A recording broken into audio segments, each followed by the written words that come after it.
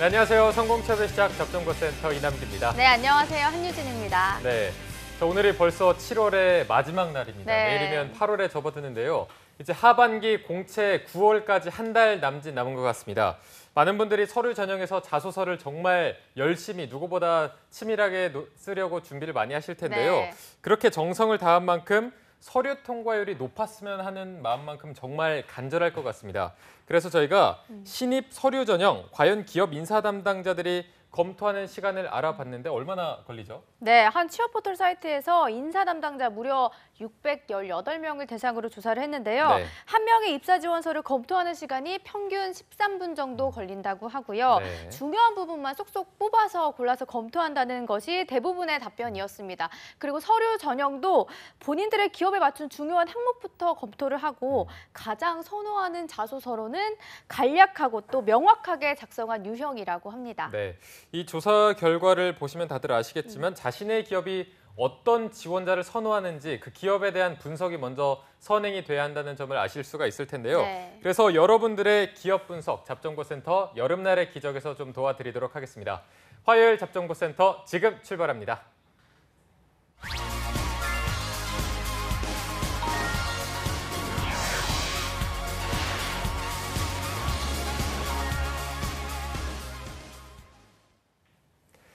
네, 채용 공고가 뜬 후에 전략을 짜면 늦습니다. 채용 공고가 뜨기 전에 미리미리 준비를 해야겠죠.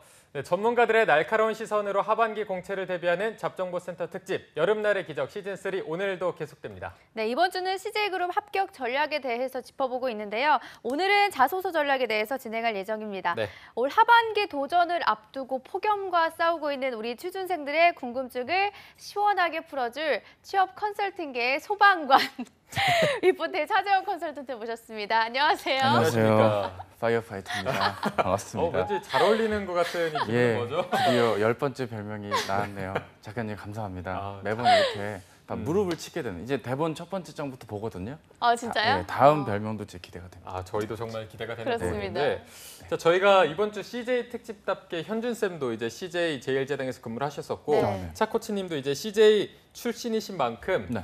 자소서 전략을 세워두는 것도 조금 정말 남다른 전략을 세워주실 것 같은데 네. 실제로 CJ 단인 입장에서 이렇게 네. CJ 전략을 세우는 감회도 좀 새로울 것 같거든요. 예, 감회가 새롭죠. 그냥 허투루 말씀을 드리기도 그렇고요. 뭐 비판을 할 생각은 없지만 그렇다고 뭐 못하는 기업도 아니고요. 문항 종류도 다양하고 참 여러 가지 면에서 참 감회가 남다릅니다. 특히 저도 이 회사를 지원을 해봤던 그 기억이 있기 때문에 이제 마감날 제출을 했거든요. 마감날 제출했는데도 받아준다. 사실 마감날 제출하면 필터링 당한다 이런 기업들도 일부 있지 않습니까? 네네. 근데 그런 면에선 유연한 마인드가 있는 기업임이 이미 수년 전부터 있었다는 점에선 저한테 참 감사하기도 하고 감회가 남다른데 방송에서 제가 이전 직장과 얘기를 할 줄은 꿈에도 몰랐네요. 아무튼 그런 특징이 있고요. 저는 사실 놀란 게 지금 오프닝에서 말씀을 막 하셨잖아요. 두 분이 이렇게 합을 맞춰가지고 막 주거니 받거니 하셨잖아요.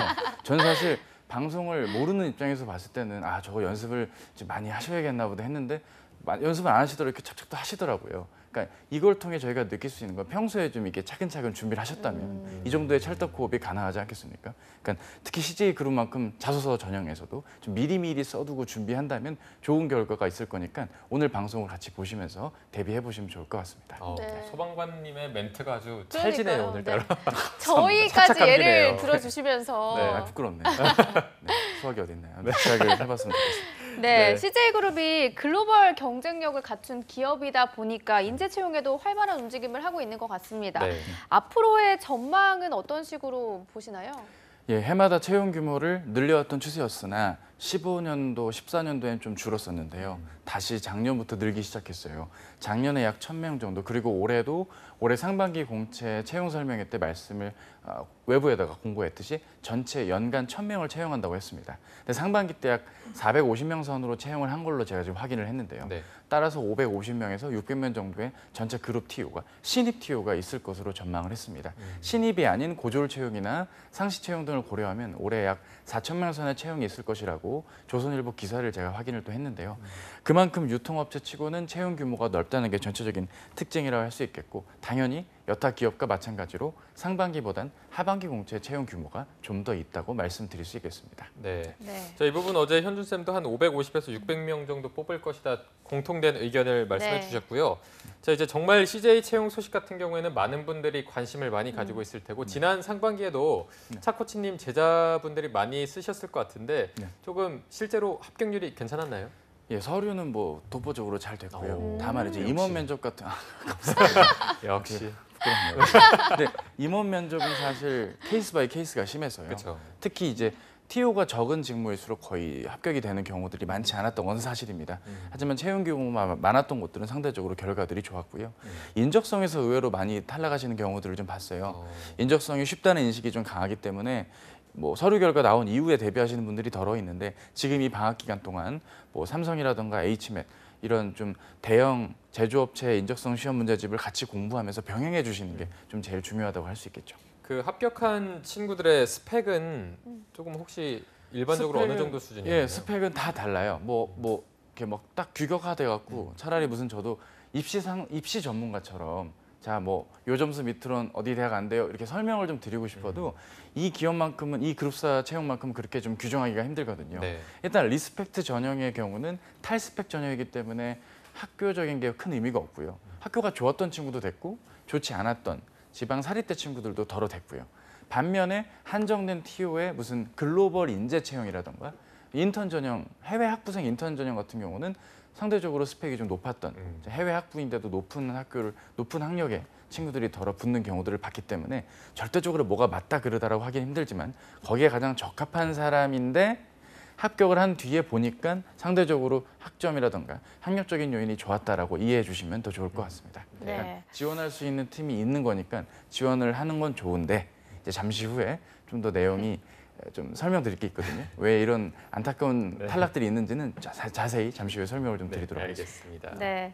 어제 현준 쌤하고도 이야기를 했는데 CJ 제일제당, 또 CJ 프레시웨이, CJ 푸드윌과 같이 식품 부분과 CJ 대한통운 같은 부분도 인기가 굉장히 높았어요. 네. 아무래도 평소 생활 속에서 친숙하게 접하는 기업이다 보니까 그런 게 아닌가 싶기도 한데요. 차코치님이 보시기에 이번 CJ그룹 상반기 공채를 한마디로 표현하자면 어떻게 할 수 있을까요? 사실 제 나이 때는 좀 안정적이고 좀 따뜻한 말을 해줘야 되지만 이럴 땐 또 말 줄임말 같은 걸 해줘야 되지 않겠습니까? 뽑을 사람은 뽑는 기조가 전체적으로 있다는 게 특징입니다. 이 뽑을 사람을 뽑는다. 즉 리스펙트 전형을 위시한 채용 TO가 두 자릿수 이상인 어떤 직무의 계열사의 특정 직무들은 정말 충분한 인원을 뽑습니다. 그리고 그렇지 않은 직무들도 있습니다. 그러니까 채용을 하는데 TO가 한 명, 많아야 한 3명 정도 미만의 지원 파트라던가 각 계열사별 IT 직군 혹은 물륜대 계열사에서 SCM을 해야 되는 곳들은 TO가 절대적으로 적죠. 그리고 무슨 CS 직무라던가 품질 관리 이런 쪽, 뭐 안전 관리 뭐 이런 쪽 직무도 거의 많아야 3명 적으면 1명을 뽑기 때문에 뽑을 사람을 뽑는 건 맞는데 규모에 따라서 정말 박할 정도로 적게 뽑습니다. 따라서 지원자분들은 막상 이제 CJ 관련 지원을 뭐 저를 비롯한 여러 CJ 출신의 컨설턴트 분들께 의뢰를 하시더라도 본인이 지원할 수 있는 분야는 넓고 다양하나 막상 뽑는 규모가 좀 학생분들이 느끼기에는 체감적으로 좀 적기 때문에 어렵다라는 인식을 주는 경향이 있죠. 그래서 회사 입장에서는 최선을 다해서 채용을 연 거고요. 지원자 입장에서는 바늘구멍이라는 느낌이 규모 때문에 느껴지는 것일 뿐 결국 약간 어렵지 않을까라는 게 전체적인 규모라 할 수 있겠습니다. 네. 한정된 TO 탓에 경쟁은 상당히 치열해서 뽑사봇 이 기조가 이어질 건데 올 하반기에도 그럼 이런 채용 분위기가 그대로 좀 이어갈까요? 그렇죠. 전체 계열사가 한 12개 혹은 13개 정도 채용이 있을 것이고 직무도 한 100여 개 정도. 그럼 600명을 뽑는다 가정했을 때 직무가 100개지 않습니까? 네. 그럼 단순히 나눠도 6. 그러니까 단자릿수로 뽑는 직무의 가지수가 많고 많이 뽑는 것들 특히 뭐 대한통운의 뭐 CL 계약물류라든가 택배 쪽 혹은 제일제당의 푸드세일즈 뭐 이런 정말 굵직하게 두 자릿수를 뽑는 직무를 제외하면 거의 뭐 가뭄에 콩나듯 TO가 나다 보니까 그렇다고 사람을 안 뽑는 게 아닙니다. 스펙을 본다는 게 아닙니다. 그 안에서 가장 적합한 사람임을 어필하기 위한 각각의 전형들이 많기 때문에 체감적으로 느끼는 난이도가 전형 자체 길이도 길고요. 되게 좀 힘들죠. 이게 어떤 느낌이냐면 약간 언론고시 느낌이라고 보시는 일부 분들도 계세요. 특히 CJ 헬로의 경우는 그 로컬 저널리스트 전형이라는 게 따로 있었어요. 네. 그러니까 이제 각 지역 방송사가 있는 케이블 채널의 리포터 겸 아나운서직을 희망하시는 분들은 이 뭐 언론고시랑 타이틀만 사기업이지 다를 바가 없다 할 정도로 전체적인 전형 기간이 길기 때문에 뽑는 규모나 이런 거에선 좀 지원하시는 분에겐 좀 힘이 들 수가 있고요. 하지만 채용을 하는 TF 쪽이나 채용을 관할하는 CJ 입장에서 봤을 땐 정말 제대로 된 사람을 오래 일할 사람을 뽑겠다라는 그런 어떤 의지를 보여주는 어떤 채용의 특징이라고 할 수 있겠습니다. 그러니까 네. 좀 힘들겠지만 기운을 내십시오. 오늘 방송 잘 보시면서 데뷔했으면 좋겠습니다. 네. 네. 그리고 앞서 차코치님이 제자분들의 서류는 거의 붙였다라고 말씀을 하셔가지고 궁금한 게 CJ그룹의 경우에는 서류를 통과하는 데 있어서 자소서 비중이 높다고 들었거든요. 네. 실제로 인사 담당자들이 자소서를 다 읽는 편인가요? 예, 실제로 다 읽고요. 제가 일했던 오쇼핑 같은 경우는 CJ 오쇼핑 서류 검토가 있을 때 그 지하에 대강당이 있습니다. 대강당 1, 2, 3 다 들어가면 한 700명 정도가 들어갈 규모인데 거기에 책상을 다 배치해 두고 그 채용의 평가에 들어갈 한 차장급이나 부장급 분들이 다 안에 들어가세요. 그리고 다 그 하루 동안 그 강당을 다 가두고요. 그 안에서 일일이 다 정말 하나하나 다 읽어서 채용하는 걸 제 눈으로 똑똑히 봤습니다. 따라서 채용팀이 거짓말을 하는 건 아니기 때문에 그 이 방송을 보시는 분들 상당수가 그런 채용 설명이나 이런 내용들을 봤을 때 뭐 설마 그러겠어. 뭐 에휴 그냥 뭐 허울 좋은 얘기겠거니 하는 부분이 있는데요. 채용의 과정을 소개하는 것이 거짓이라면 그거는 구직자라든가 사회 속에서 기업이 사기를 치는 거 아니겠습니까? 그렇지 않고 진정으로 채용 단계를 오픈을 했다는 점에서 볼 때는 절대 회사가 거짓말을 할 리가 없다는 점. 그런 면에서는 좀 자소서를 꼼꼼하게 읽고 평가한다는 것을 확인할 수가 있습니다. 그러니까 많은 분들이 자꾸 본인이 힘들다 보니까 본인이 해석하고 싶고 믿고 싶은 단계로 이 채용을 이해하려는 분들이 계신데요. 해당 기업이 안내하는 채용 단계와 절차만큼은 꼭 믿어주셨으면 좋겠고요. 뭐 이렇게 말하니까 제가 무슨 CJ 관계자 같은데 CJ 관계자가 아니더라도 적어도 취업을 담당하는 컨설턴트 분들이라면 이 정도 내용의 신뢰도를 안고 여러분께 자신 있게 소개할 수 있을 것 같습니다. 자소서로 다 평가를 하고요. 항목별로 구체적으로 특히 푸드세일즈 직무 같은 경우 괄호를 열다거나 세부 항목들이 또 나와 있거든요. 다 채점의 기준들이 될 포인트니까 자소서 작성에 만전을 기해 주셔야겠죠. 네. 말씀하신 것처럼 CJ 같은 경우에는 자소서를 굉장히 자세하고 꼼꼼하게 읽는다고 하셨으니까 그러면 이거 자소서만 좀 잘 쓰면 합격할 확률이 올라간다 이렇게 봐도 무방할까요? 근데 이것도 약간 좀 애매한 게 뭐 제가 갑자기 말을 바꾸는 게 아니고요. 당황스럽네요. 들어보겠습니다. 예, 약간 들어보겠습니다. 이게 만약에 그런 게 있어요. 합격 자소서라고 해서 여러분들이 취업 포털이나 어떤 취업 커뮤니티에 이제 글을 보게 되면 네. 가끔 보면 어떻게 이렇게 썼는데 붙지 하는 글들도 덜어 있거든요. 그러니까 그 경우는 사실 서류의 어떤 전체적인 내용도 내용이지만 이분이 면접을 이후에 갔을 때 그 못 쓴 자소서 대비 잘 본 거거든요. 그러니까 무슨 얘기인 거니 저희가 이런 방송에서 이런 방향으로 작성하셨으면 좋겠습니다라고 하는 그 얘기들이 절대적인 어떤 가치라기보단 상대적인 것이 있기 때문에 배수가 다른 기업보다 서류 전형의 배수가 좀 넓은 편인 기업인지라 어느 정도 뻔한 이야기일지라도 이 지원자의 경험이나 경력적인 면을 고려했을 때 충분히 헤아릴 수 있다면 서류 전형에 붙는 경우들도 덜어 있거든요. 문제는 그렇게 대충 적은 서류가 면접까지 가게 되면 굉장히 곤란을 겪게 된다는 겁니다. 실무 면접 때 뭐 회사의 발전에 더 큰 기여를 이전보다 더 큰 기여를 할 수 있다고 판단됩니다. 이렇게 적었다 가정을 합시다. 그러면 면접 질문이 뻔하거든요. 자네가 말하는 이 더 큰 기여를 직무 담당자로서는 어떻게 실현할 텐가? 어떠세요? 질문 받았을 때 되게 난처하지 않겠습니까? 질문을 잘 받기 위해서 자기소개서의 구체성이라든가 직무적 합도적인 얘기가 현황 아래 좀 자세히 나와주면 더 좋은데 뻔한 이야기로 점철 낼수록 불리하다는 겁니다. 따라서 자소서를 잘 쓰면 무조건 붙는다는 말의 속뜻은 두 가지로서 대충 적으면 면접 때 떨어질 수가 있으니 합격 자소서를 너무 믿어선 곤란하겠다는 것과 이왕 할 거면 좀 제대로 써서 본인에게 유리하게 쓰는 것이 서류 전형 때도 도움이 되고 면접 이후 때에도 질문 받기에도 수월하다는 점에선 중요하다라고 이해해 주는 게 좋겠습니다. 무조건 잘 쓰면 붙는다의 의미는 아니고요. 또 사실 서류 전형이라는 게 최소한의 스펙이라는 것도 어느 정도 작용을 할 것입니다. 그렇죠. 특히 이 회사 같은 경우는 이 그룹사 같은 경우는 리스펙트 전형, 일반 전형 나눠놓지 않겠습니까? 일반 전형일수록 우대 전공이나 필수 전공에 대한 애정도와 할애도가 많겠죠. 이를테면 뭐 프레시웨이 같은 데서 뭐 해당 공장에서 일을 하셔야 된다거나 제일재단 바이오 직무 이런 곳에서 아무래도 특정 직무에서 요구하는 전공이라던가 기사 자격 같은 게 분명 존재합니다. 그런 걸 빼뜨린 채 그냥 나 이거 좋아했어요 라는 식으로 우기듯이 글이 나왔거나 면접 답변이 나오면 곤란하겠죠. 따라서 최소한의 어떤 지원 자격 혹은 우대 전공 등을 고려한 요소도 같이 병행이 된다면 최종 합격에 더 도움이 된다는 거고요. 자소서만 잘 쓴다고 해서 무조건 붙는 건 아니지만 전형의 유리함을 고려해 달라는 걸 말씀을 드립니다. 네. 차코치님 얘기를 들어보니까 저는 한 가지 좀 궁금한 게 자소서를 쓸 때 지원하는 기업이나 계열사와 관련된 경험이 있으면 좀 상대적으로 쓰기도 수월할 것 같고 합격률도 높아질 것 같은데 만약 이런 경험이 없다면 방향을 어떤 식으로 잡으면 좋을까요? 그게 없다고 해서 꼭 뭐 떨어지는 건 아니거든요. 이를테면 제가 합격시킨 학생 중엔 채용 설명회를 다녀와서로 시작을 해서 더러 합격을 하는 경우들이 있어요. 그러니까 뭐 연관이 없는데 자꾸 연관을 뭐 억지로 현황을 대충 긁어다가 혹은 다트 공시자료 같은 걸 보고 영업이익이 올랐네? 하면서 제 글을 이어가는 분들이 있거든요. 그런 친구들이 전국에 정말 수백 명, 수천 명이면 본인이 뭐 1700번째, 701번째 막 이런 지원자일 수도 있는 거잖아요. 그죠? 따라서 어느 정도의 연관성을 두고 계기를 확보하는 측면에서라면 그 업종과 관련된 이야기면 제일 좋겠지만 그렇지 않더라도 이번 전형을 대비하고 지원하기까지의 과정이라도 좀 녹여서 작성을 해보는 습관도 일정 부분 필요하겠습니다. 네. 알겠습니다.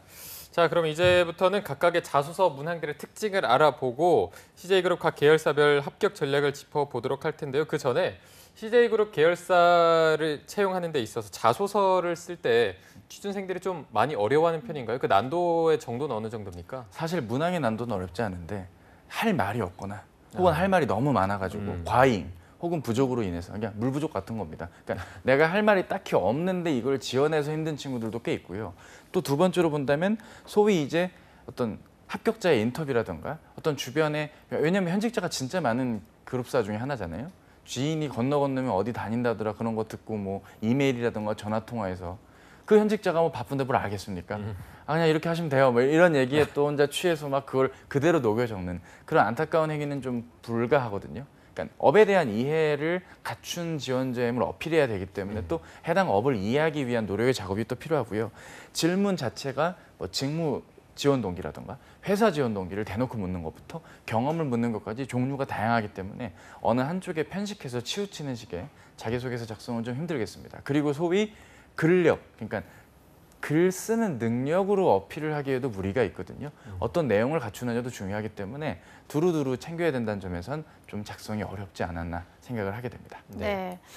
그럼 이제 CJ그룹 전 계열사의 공통 문항들과 직무별로 일부 상이했던 직무들을 한번 살펴보도록 할 텐데요. 네. 우선 공통 항목의 경우 지원자들이 가장 어려워한 항목이 이번에도 지원 동기겠죠? 네, 당연히 그렇습니다. 뭐 이제는 거의 뭐 진행이 다 되셨는데 기본적으로 여기 항목을 보니까 CJ의 각 계열사의 해당 직무에 지원한 동기가 뭐냐라고 나왔는데요. 예전 같으면 그냥 지원 동기가 뭐냐 하고 끝을 내는 경우가 많은데 친절하게 구체적인 설명이 나와 있죠. CJ의 그 계열사여야만 하는 이유. 아픈 질문입니다. 일단 이 계열사에만 하는 이유에 내가 그 계열사를 일방적으로 좋아했어요라고만 적지 않으셨으면 좋겠습니다. 저의 주변엔 이렇게 적어가지고 붙은 사람이 있는데요. 라고 반문하실 수도 있죠. 왜냐하면 동그라미 2번, 제가 지금 적어드린 동그라미 2번과 동그라미 3번에 해당되는 얘기가 구체적이고 충분했기 때문에 가능합니다. 따라서 좋아한다는 얘기를 무조건 적지 마라고 받아들이기보단 좋아한다면 정말 이게 왜 좋은지가 좀 수동적이지 않고 적극적이고 자기주도적인 이야기의 계기와 경험이 나와줘야 됩니다. 그럼 그게 없다면 이 직무와 이 회사를 바라보게 된 관점일 수도 있고요. 지원 분야나 업종에 대한 자신이 이해하고 있는 바가 일정 부분 투영이 돼야겠습니다. 이렇게 말하면 잘 이해가 안 되니까 예를 들어볼까요? CJ제일제당, 아니 CJ 푸드빌에 지원을 한다 가정을 합시다. CJ 푸드빌이 어떤 업종입니까? 외식 산업을 담당하는 업종이죠. 그러면 왜 CJ 푸드빌이어야 하는 이유를 적을 땐 CJ 푸드빌이 좋았다 보단 외식 산업업계 현황 아래 CJ 푸드빌이 현재 나아가고 있는 면 혹은 집중하고 있는 면을 보고 본인이 느낀 점을 한번 적어주는 겁니다. 그게 결국 그 회사에 대한 고민과 관심의 흔적일 수도 있겠죠. 근데 문제는 그걸 무조건 잘하고 있다라고 칭찬해서는 또 곤란합니다. 또 못한다고 지적질을 해서는 곤란합니다. 딴 데는 지방 출전 많이 하던데 니들 요즘 왜 이럼? 이러면서 막 말을 이상하게 하면 안 되는 거잖아요. 그죠? 네. 따라서 해당 업종과 분야에 대한 이해도 아래 지원 계열사의 역할 등을 고려해 보는 것도 좋겠고요. 아니면 해당 계열사의 최근 현황을 통해 비추어 보는 것도 좋습니다. 아니면 해당 계열사의 현직자를 통해 느낀 걸 말해도 좋습니다. 채용 설명회 다녀오고 느낀 점 말해도 좋습니다. 자, 뭐가 하나의 방법이 있다기보다는 어쨌든 본인의 스토리가 나올 수 있게끔 충분히 이해하고 있는 바를 동그라미 1에 해당되는 얘기로 적어주시면 좋겠고요. 그 뒤에 지원 직무에 관심을 갖게 된 계기는 굳이 그 업종의 이야기랑 연관이 없더라도 별도의 스토리로 시작돼도 좋겠습니다. 그리고 입사 후 성장 목표를 반드시 적어달라고 했습니다. 우리가 살면서 그런 게 있는 것 같아요. 어떤 회사의 홈페이지를 가보더라도 비전이 있고 미션이라는 게 있죠, 그죠? 그리고 해당 기업에 요구하는 구성원들에게도 역시나 이 사람이 앞으로 어떻게 성장할 것인가에 대한 고민의 노력인 목적이 있을 것이고 구체적인 세부 목표라는 게 있을 겁니다. 따라서 입사 후 성장 목표라는 건 막연하게 내가 전문가 되겠어요가 아니고요.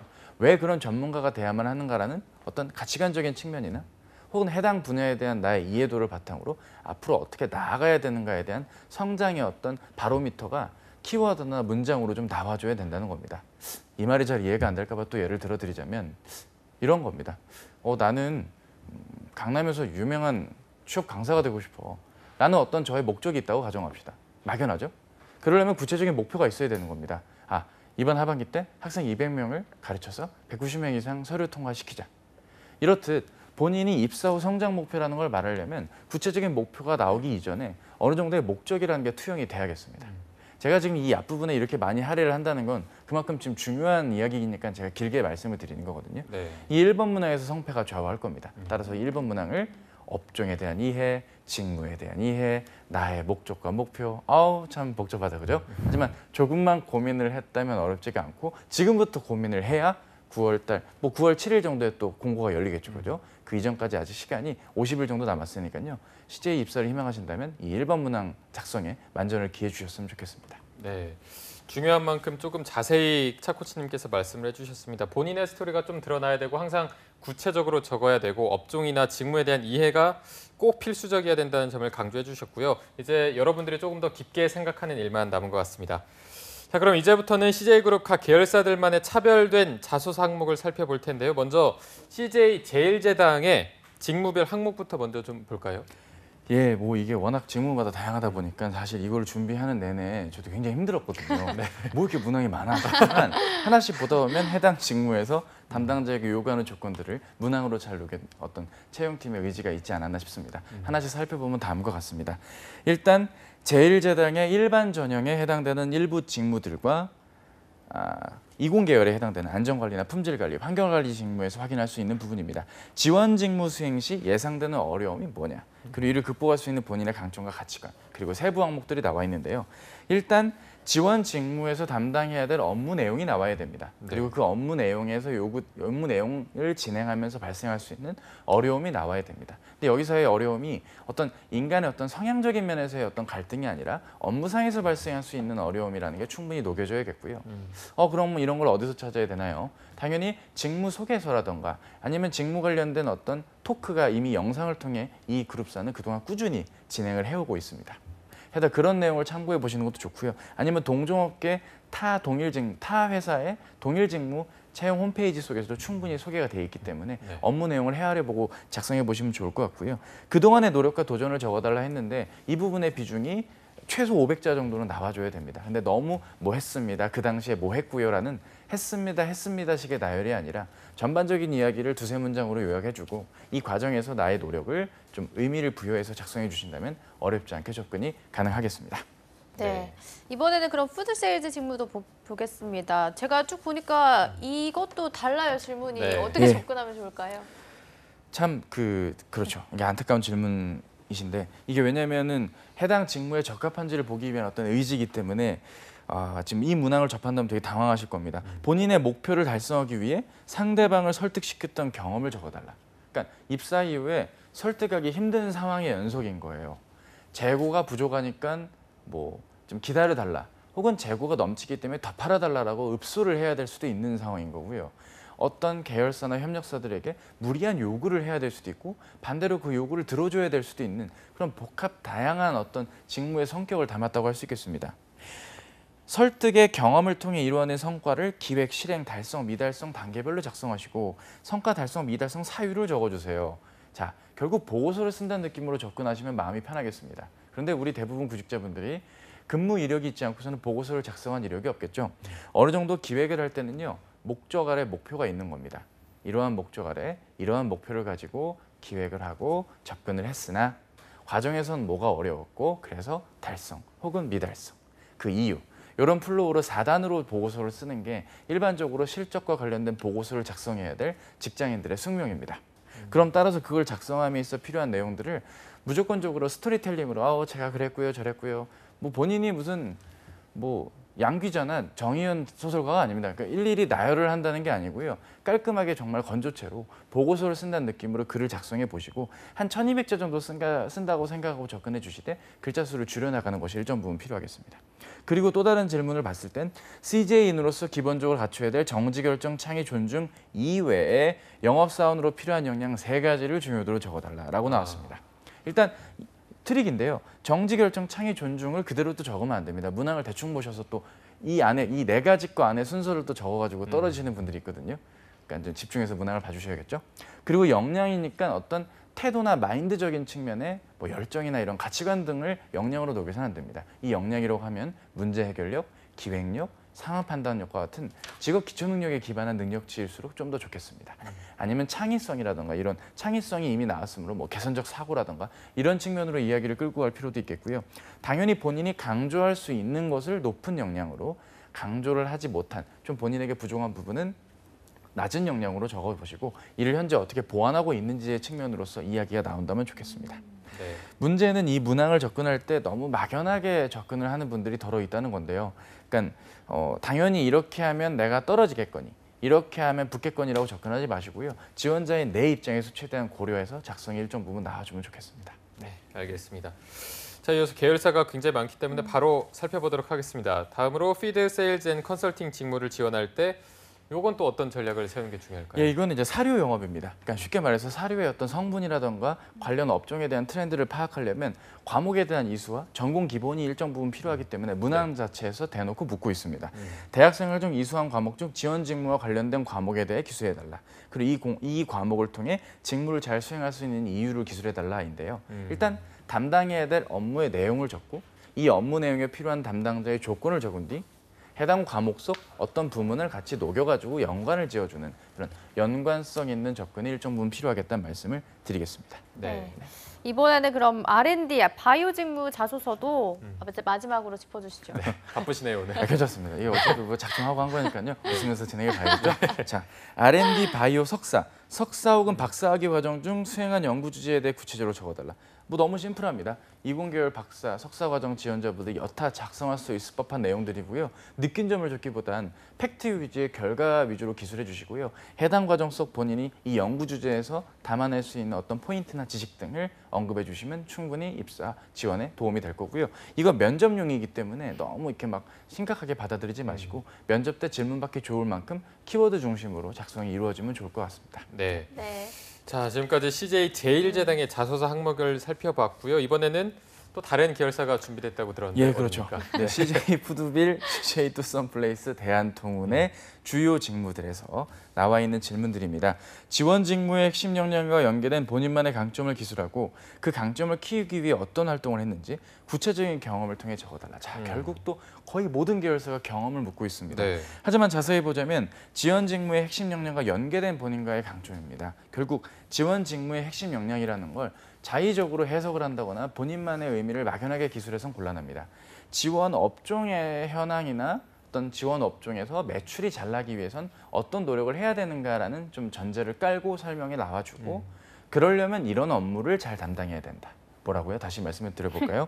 이 업종이 현재 매출이 실적이 혹은 이 업종에서 더 나은 가치를 추구하려면 이런 성과가 이루어져야 된다. 그리고 이런 성과를 내기 위해선 내가 지금 지원한 이 직무에선 이런 역할을 수행해야 된다. 혹은 이런 업무 내용을 잘 처리해야 된다. 그러려면 이러한 역량이 요구된다라는 이런 3단의 스토리 플로우가 나온 다음에 비로소 이 역량을 내가 기르기 위해선 어떤 강점을 길렀다 식의 얘기가 나와야 됩니다. 다시 한번 말씀을 드릴게요.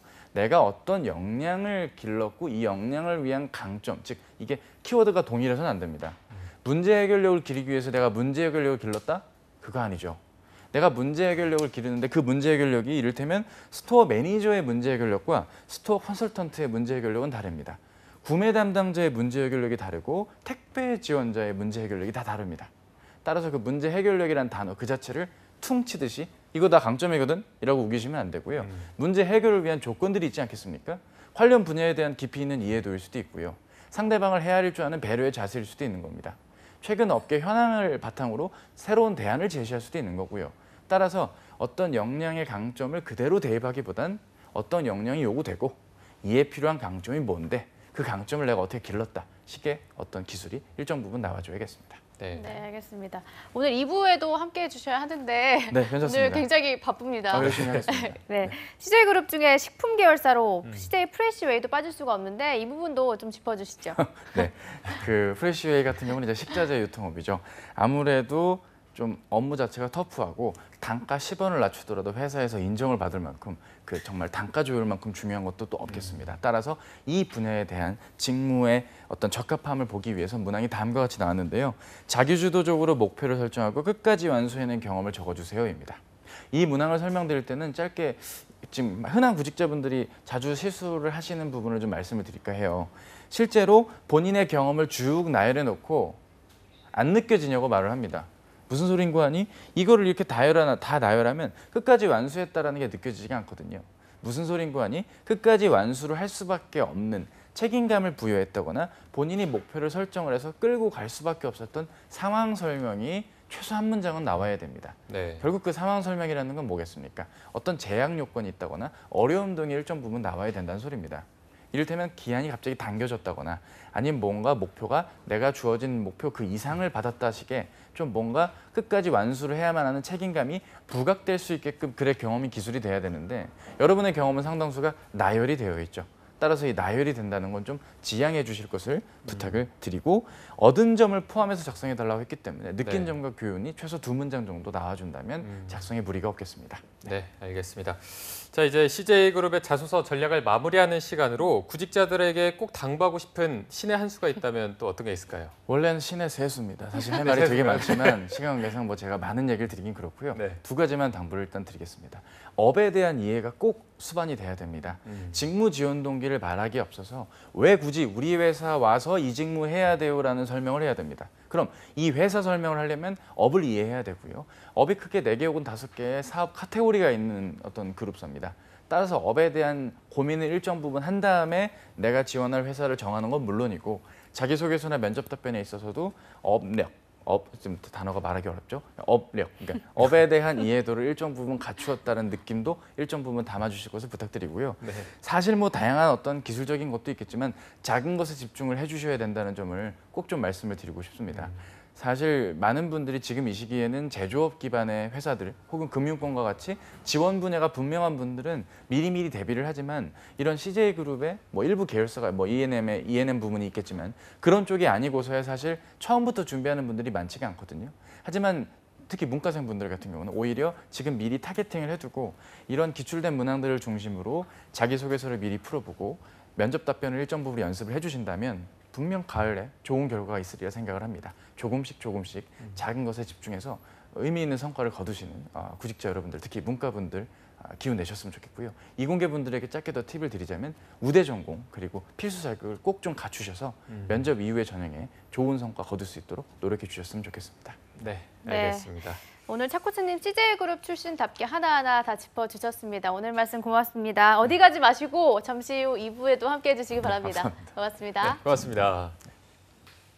네, 잡정보센터 1부 바쁘게 달려왔습니다. 잠시 후 2부에서는요. 신세미 캐스터와 함께하는 일자리 방방곡곡이 준비되어 있고요. 네, 그리고 명실상부 잡정보센터 최고의 취업 컨설턴트 차재용 코치님과 함께하는 스펙 감별사도 준비되어 있습니다. 네, 어디 가지 마시고요. 채널 고정.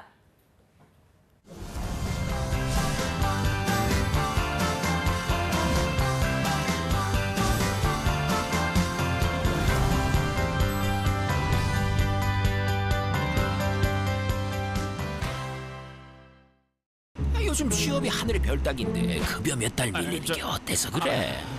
주휴수당? 난 옛날에 그런 거 안 받고 일했는데 난 그런 거 몰라. 일 못하면 돈 안 주고 자르는 게 당연한 거 아니야? 근로계약서 안 쓰면 퇴직금 안 줘도 돼. 이렇게 임금을 고의적으로 안 주고 버티는 사장님들. 이건 웹툰의 가상 스토리가 아닙니다. 아시죠? 고의적 임금 체불은 처벌받을 수도 있다는 거. 사업주와 근로자 서로가 신뢰받는 임금 체불 없는 사회. 모두가 바라는 내일입니다. 체불 말고 지불!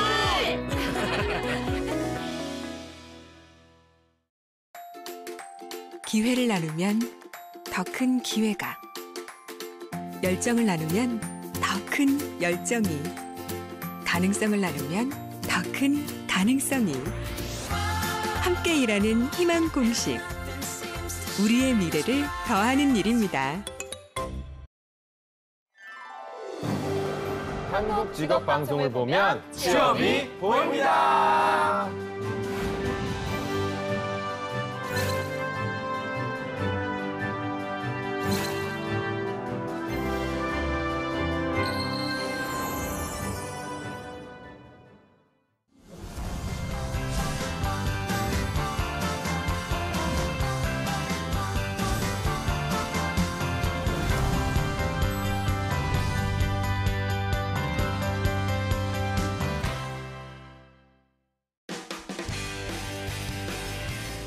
네, 성공취업의 시작 잡정보센터 2부의 문을 또 활짝 열어봤습니다. 저희가 2부에서는요. 명실상부 잡정보센터 최고의 취업 컨설턴트죠. 차재현 코치님과 함께하는 스펙 감별사가 준비되어 있고요. 네, 그리고 전국 각지의 생생한 채용 소식을 알아보는 일자리 방방곡곡도 준비되어 있습니다. 지금 바로 만나보시죠.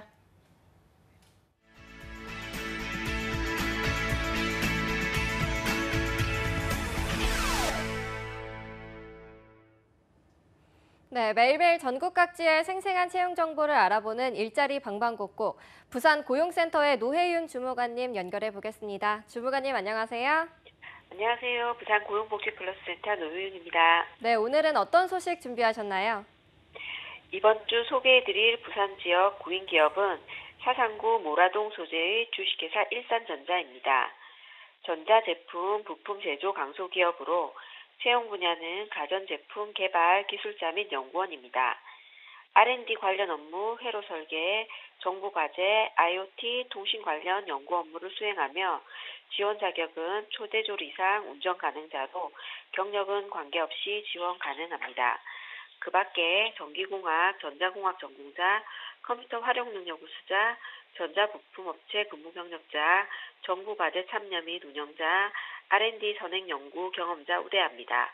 주 5일 오전 8시에서 오후 7시까지 근무로 급여는 월 220만 원 이상 상여금 200% 별도로 있으며 경력에 따라 급여 협의 가능하고 청년 내일 채용 공제 진행 중인 사업장이므로 참고하시길 바랍니다.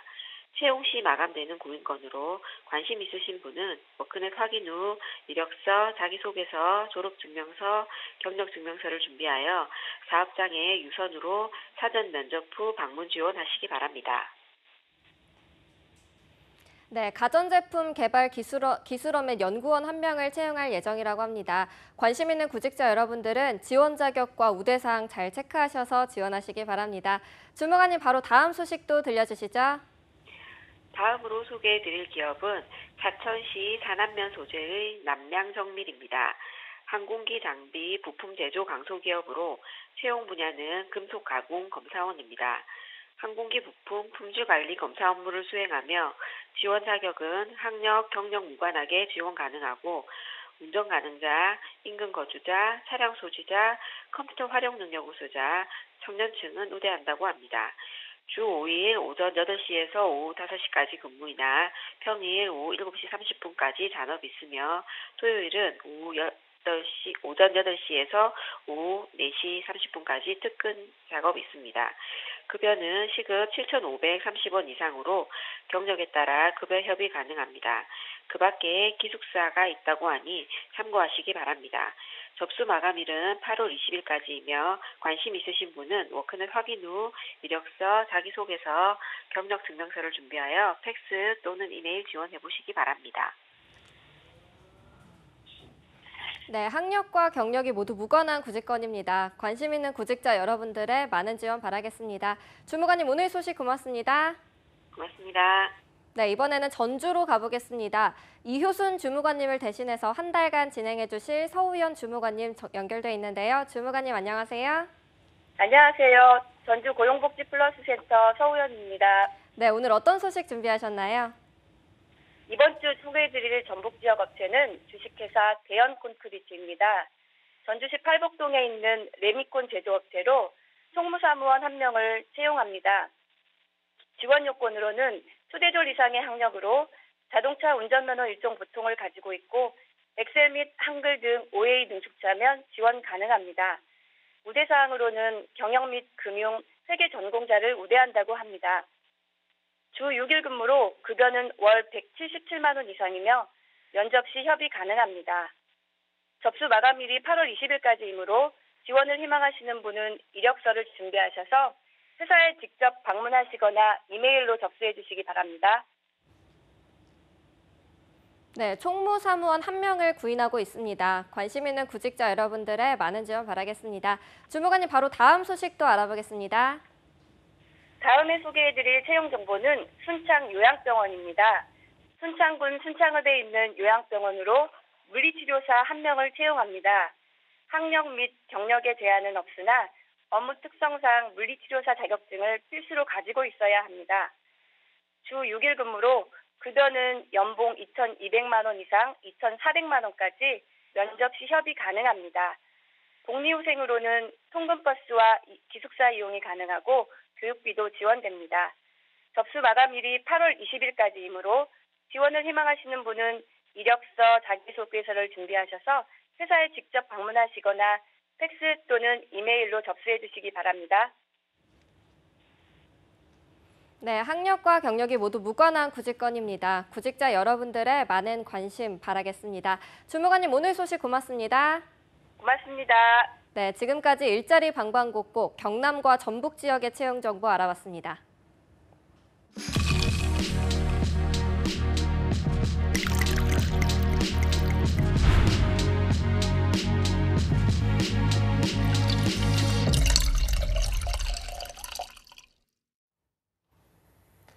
네, 답답하고 막막한 취업 현실, 취준생들이 할 수 있는 거라고는 없고 기댈 곳이라고는 스펙 쌓기밖에 없는데요. 네, 하지만 스펙도 스펙 나름입니다. 사람에게 맞는 옷이 있듯이 이 스펙이 과연 내게 맞는 걸까 고민하는 취준생 여러분들도 정말 많다고 합니다. 네, 그래서 탄생했습니다. 취준생 맞춤 스펙 감별 프로젝트 스펙 감별사 시간입니다. 네, 오늘 도움 말씀 주실 스펙 감별사.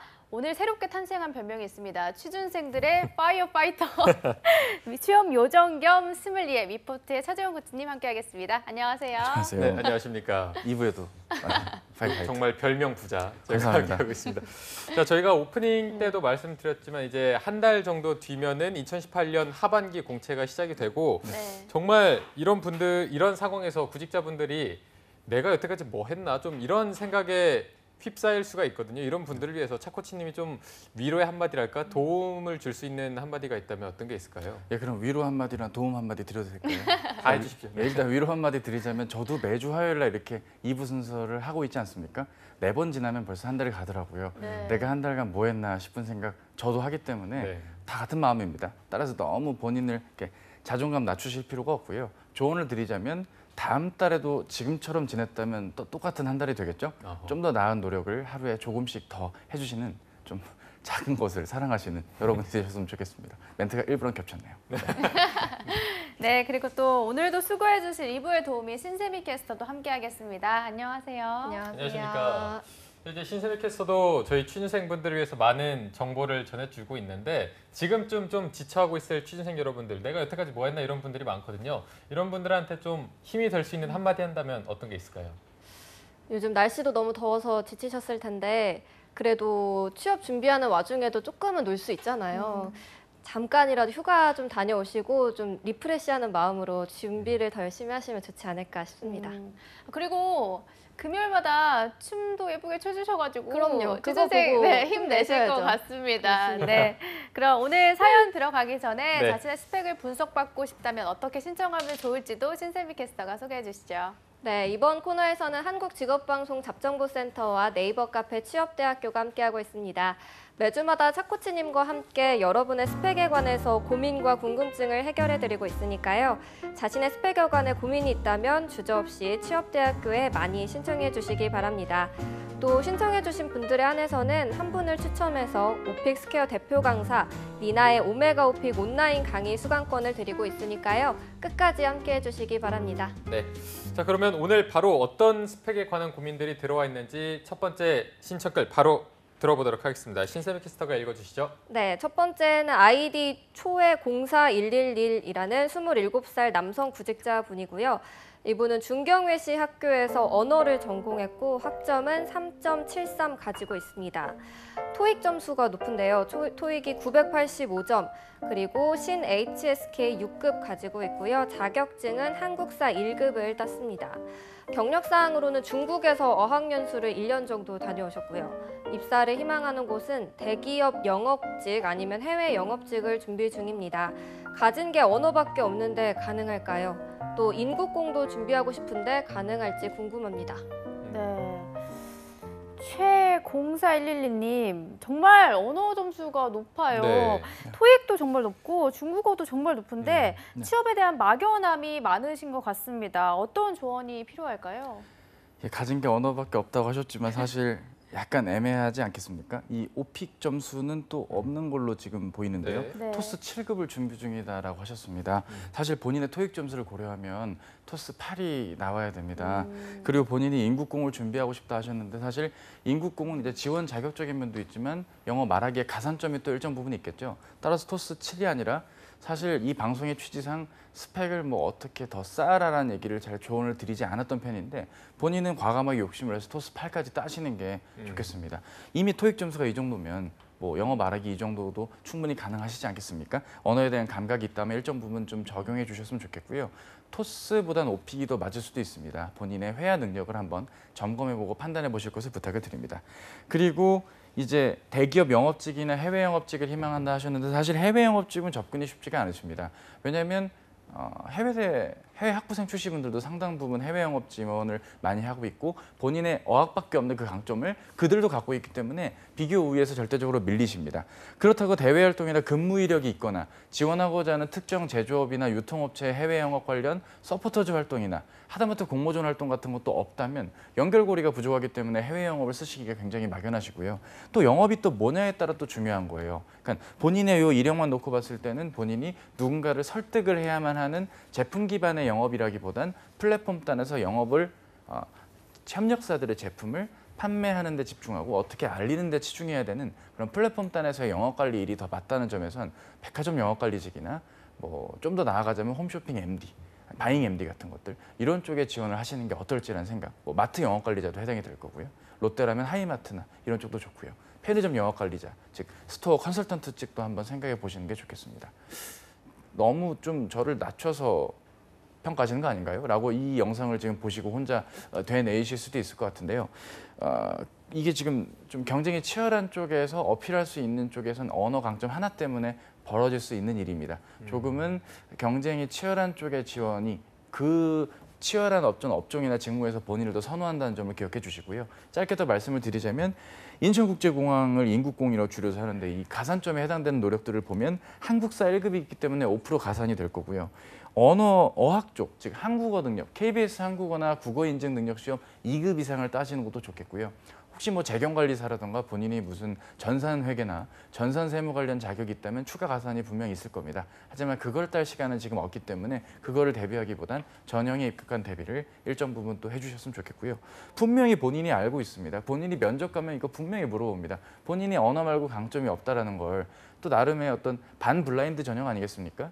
지원자 그러면 자네는 뭐 활동을 많이 한 게 없네. 네, 죄송합니다. 이러면서 면접 답변을 끝내버리면 굉장히 불리할 수가 있기 때문에 답변 논리를 갖추는 것도 중요하고 취업 스터디를 꾸리시건 아직 재학 중이시면 학교의 어떤 취업 센터라든가 이런 분들에서 컨설턴트 분들과 좀 상담을 하면서 어떻게 하면 내 취업에 대한 논리를 갖출지 고민해보는 시간을 가지시는 걸 꼭 좀 부탁을 드리겠습니다. 기회 내셨으면 좋겠네요. 여기서 이분이 가고 싶다고는 그 인국공, 인천국제공항에서 지상직을 좀 가고 싶어 하시는 건가요? 예, 그 인천국제공항 이제 사무행정 쪽이고요. 통상 이제 채용형 인턴으로 많이 사람을 뽑습니다. 한 100명 정도 뽑으면 70명 정도 전환이 이루어지고 있고 그 토익은 이제 지원 자격은 800점 이상이긴 한데 사실 지원하는 분들 즉 전환해서 합격한 분들의 면면을 보면 900점대 후반의 토익 점수를 보유하고 있는데 스펙이 다 높다고 좀 들었거든요. 그렇죠. 어느 정도 높죠. 그리고 가산으로 그 가산 자격이 될 만한 스펙들, 즉 학점과 학력적인 걸 제외한 스펙들이 이제 높다는 점에선 진입 장벽이 어렵긴 한데 이분에게는 언어의 강점이 있고 토익이 일단 높기 때문에 일단 뭐 그렇게 막 표현이 좀 그렇지만 너무 이렇게 꿀릴 필요, 그러니까 너무 걱정하실 필요는 없다는 점을 말씀을 드립니다. 네. 전형에 대한 대비를 같이 좀 병행해 주실 것을 부탁을 드립니다. 네. 언어에 대한 강점이 있기 때문에 이 부분을 더 조금 완벽하게 하기 위해서는 토스 7, 더 나아가서 8까지 말씀하셨고 오픽도 따는 걸 추천을 해주셨고요. 이런 부분들을 잘 정리하셔서 앞으로의 전략을 좀 짜시면 될 것 같습니다. 자, 이어서 바로 두 번째 댓글 신세배 캐스터가 바로 또 소개해 주시죠. 네, 두 번째 신청글 오뚜비 카레라는 아이디의 29살 여성 구직자분이고요. 직어국 학교에서 물리를 전공했고 학점은 2.67 가지고 있습니다. 자격증은 모스 있고요. 입사를 희망하는 곳은 대원 CI, 동아사이언스, 기타 야근 적은 중소나 중견기업, 특히 만화와 출판, 교재기획 이 직무를 원하고 있고요. 부전공에 따라 대학원에 갔다가 건강과 적성, 경제적인 문제로 중퇴를 하고 과학 웹툰을 만들려고 했는데요. 시간과 능력이 부족으로 취업을 생각하고 있습니다. 취업 뒤에 취미로 하려고 하고요. 올해는 수술을 하고 나아가는 중이라 조금 막막합니다. 사실은 광학 쪽 중소 합격을 했는데 가고 싶은 분야도 아니고 주 6일 근무에 5일이 야근이라서 허리 걱정이 큽니다. 야근만 아니었으면 고민 안 하는데요. 다른 중소도 못 갈까 싶어서 가보고 결정할까 하는 생각도 있습니다. 가야 할까요? 아니면 야근 없는 곳에 갈 수 있을까요? 이건 또 허리가 안 좋아서 수술을 또 하고 계시네요. 네, 오뚜비 카레분 보니까 자신을 자신감이 없고 게으르다고 표현을 했는데 네. 이게 어느 정도 어학 점수가 없는 부분에 일정 부분 기여를 했을 것 같고 네. 수술을 하고 회복 중이라고 하니까 좀 안타깝기도 합니다. 어떤 식으로 조언을 해주실 수 있을까요? 예, 조언에 앞서서 사실 이런 종류의 어떤 방송의 성격상 적당한 스펙과 적당한 고민이 있는 분들의 사연만 소개했다면 진행하는 제 입장에서는 방송이 쉽습니다. 하지만 어쩌면 우리 주변에 있을 수도 있는 지원자의 안타까운 사연인지라 이 사연을 제가 과감하게 선택을 했고요. 네. 하나씩 설명을 좀 말씀을 드리고 싶습니다. 어떤 현상적인, 상황적인 면은 잠시 뒤에 뒷부분에서 말씀을 드리고요. 주어진 조건과 스펙만 놓고 봤을 때 이분께 드리고 싶은 첫 번째 조언은 일단 어학 점수를 빨리 확보를 하는 게 좋겠습니다.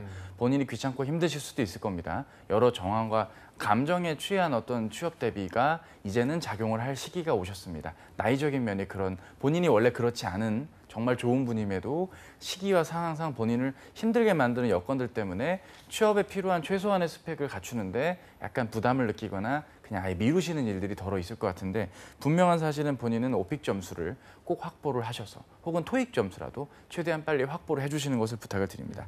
자격증이 모스라고 하셨는데 물리학도에게 자격이 꼭 필요한 건 아니지만 본인이 지금 일정 부분 필요로 하는 업종과 분야랑은 관련이 없다면 굳이 자격에 집중할 이유가 없겠습니다. 자격증 취득만큼 가장 쉬운 취업 준비는 없고 그 자격을 기꺼이 따라주고 좋게 봐줄 만한 분야가 아니라는 점에선 자격증 취득은 좀 굳이 하실 필요가 없겠고요.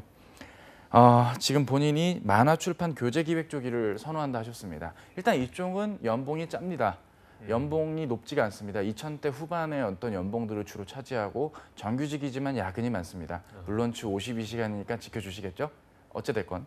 뭐 이런 여러 정황과 상황들은 본인한테 불리하게 흘러가는데 꿈꾸고자 하는 방향 이상적입니다. 근데 또 그 안에서는 연봉이 적다고 힘들어하실 소지도 있습니다. 따라서 이제는 의사결정을 분명히 좀 해주셨으면 좋겠습니다.